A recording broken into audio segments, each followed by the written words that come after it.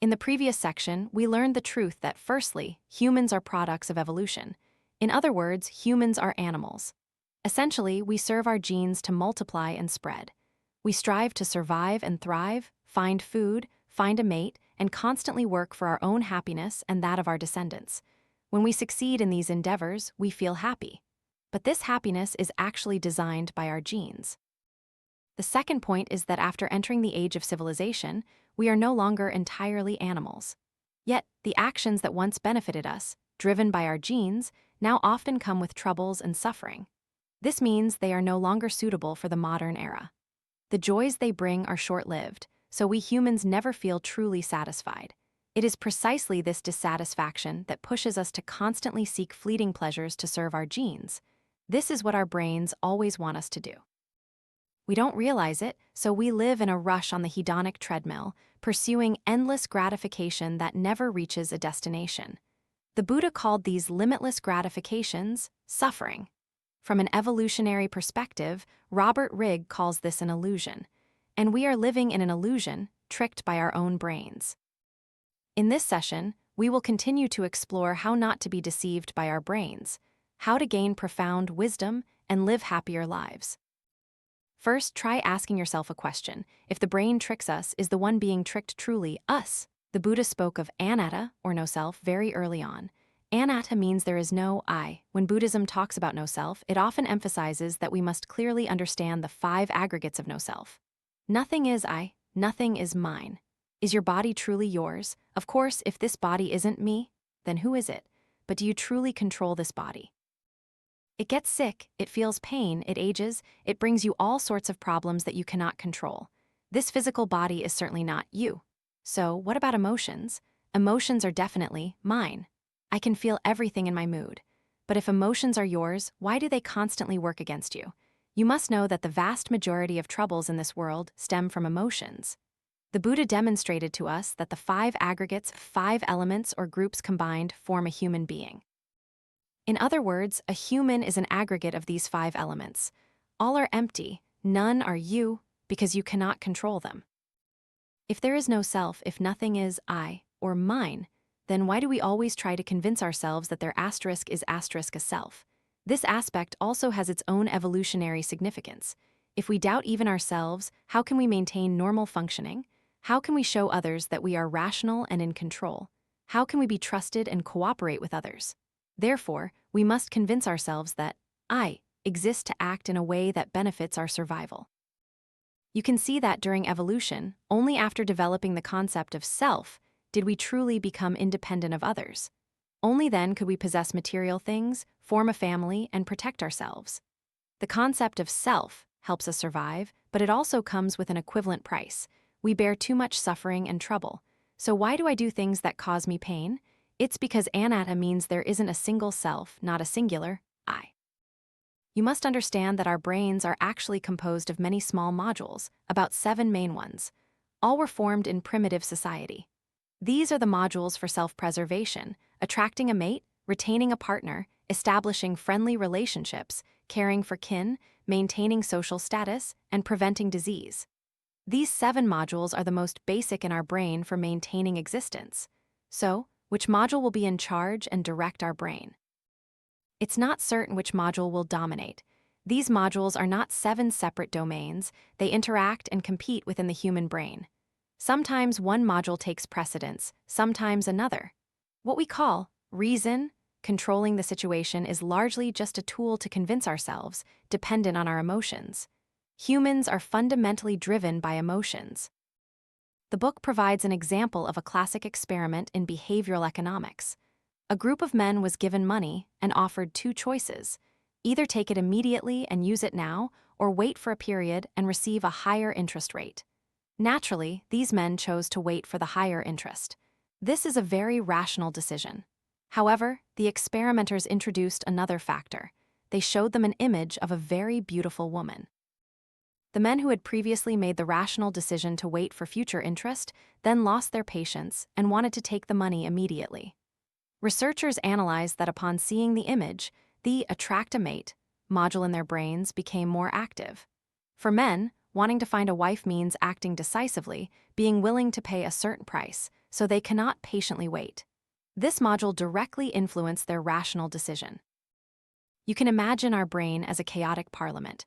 Within us, there are many selves working within a multi-party system, representing various coexisting modules. When one module is activated, it influences and competes with others. It's like when we are enveloped by desires, anger, envy, or fear, we do all sorts of foolish, crazy, and regrettable things. So, at that moment, are we still us? From the Buddha's philosophy, Robert Rigg found a way for us to regain control from these modules. Through practice, we can separate ourselves from the different voices in our heads, detach ourselves from emotions to recognize the loudest voice. By doing what truly benefits us, we can reclaim our self-mastery. The method derived from this book is mindfulness meditation. In other content, I've spoken extensively about the wonderful benefits of mindfulness meditation. But meditation not only helps us reduce stress, soothe our minds, and relax our bodies, it now has an even more crucial meaning, helping us break the genetic rules of natural selection, shatter illusions, and step off the hedonic treadmill. The meditation method is very simple to perform. You just need to find a comfortable position, sit down, and think about nothing. Don't try to control your thoughts, just focus on your breath. For beginners, this might not be easy at all. Why? Because our brain is in a default mode, inherently filled with noise, thoughts, and desires from various modules, which constantly arise. The purpose of meditation is to prevent the brain from entering this state. Focus on your breath. At this moment, your breath acts as an anchor, helping us not to be distracted. The deeper you practice meditation, the longer you will focus on your breath. The default mode in the brain will be neutralized. And it's wonderful when you can let your mind escape the cycle of samsara. That is the feeling of being liberated from the noisy brain, and your soul will become profoundly peaceful. Practicing mindfulness meditation will help you discover that when we live under the brain's deception, most of our thoughts usually relate to the future and the past.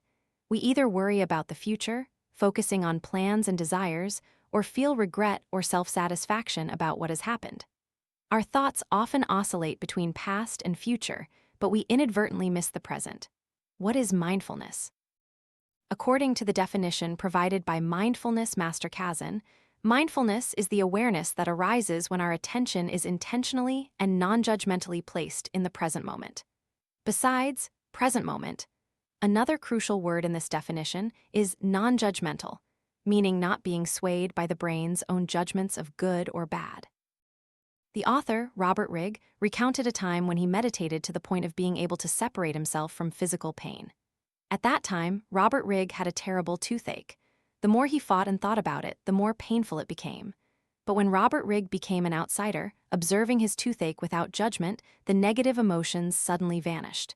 The toothache was accepted as a fact, and then it gradually faded. At this moment, you will see the power of Anatta, which the Buddha affirmed. I will use a quote from Lao Tzu to help you understand this wise philosophy of no self better.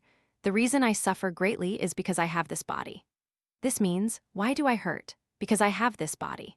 If I accept this body, my pain will exist. But if you believe that this body is not yours and you can stand apart as an observer of your own pain, you will gradually feel that this pain no longer controls you. Physical pain is just one example. It applies to all emotional states. The modules in your brain create many different emotions. They constantly compete within your brain and control you. Robert Rigg said that practicing mindfulness meditation is like standing in a train station. Our emotions are like trains arriving one after another. After practicing mindfulness, we can calmly watch the trains enter and leave the station.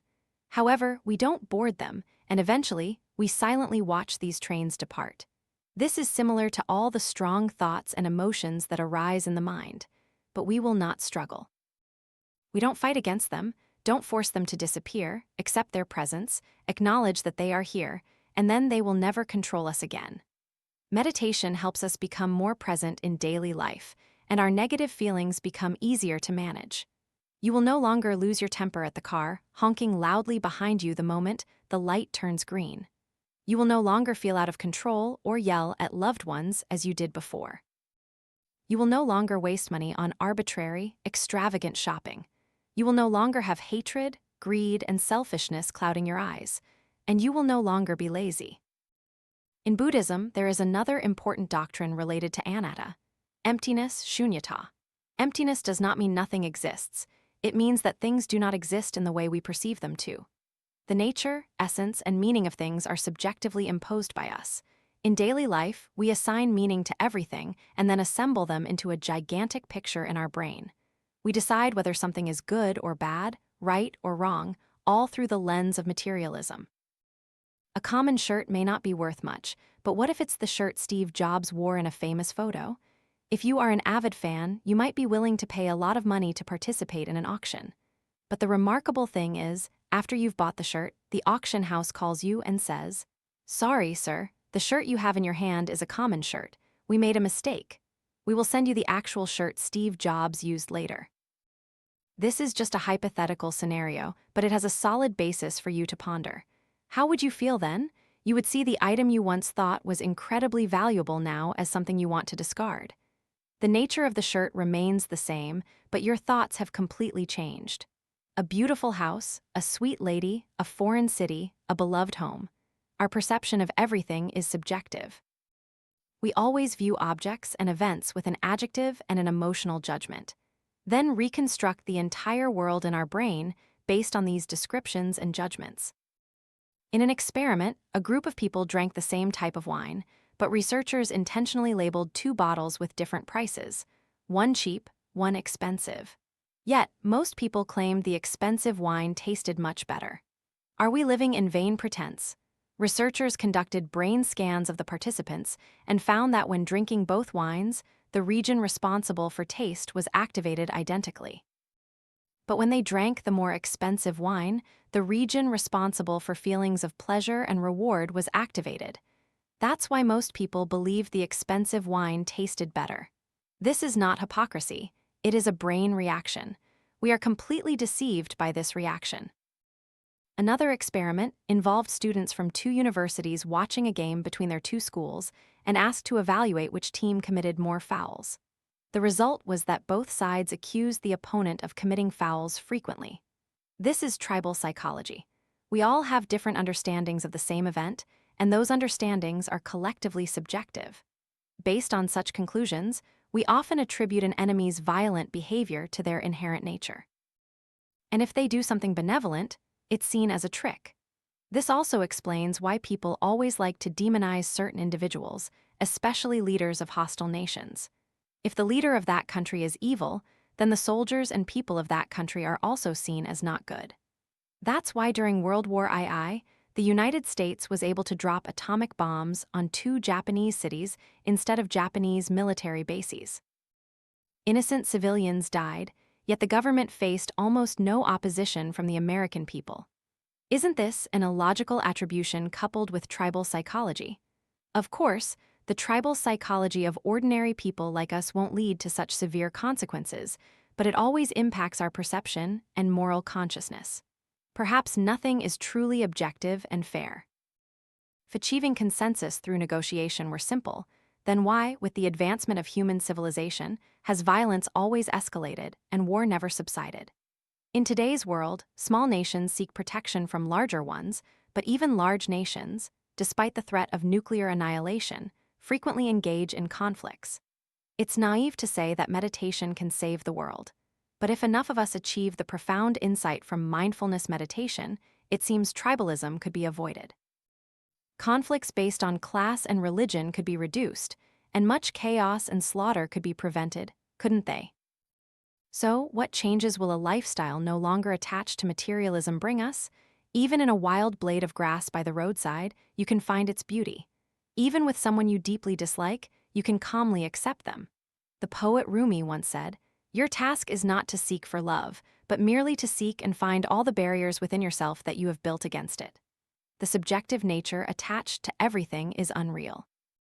Only when we realize that all is emptiness, that emptiness exists, can we see the truth.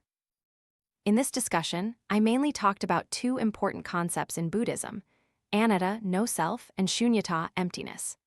After listening, some of you might feel that the ultimate goal of Buddhism is to make us emotionless, to strive to become people with unchanging moods, living like plants. But no, on the contrary, mindfulness meditation will make our emotions sharper.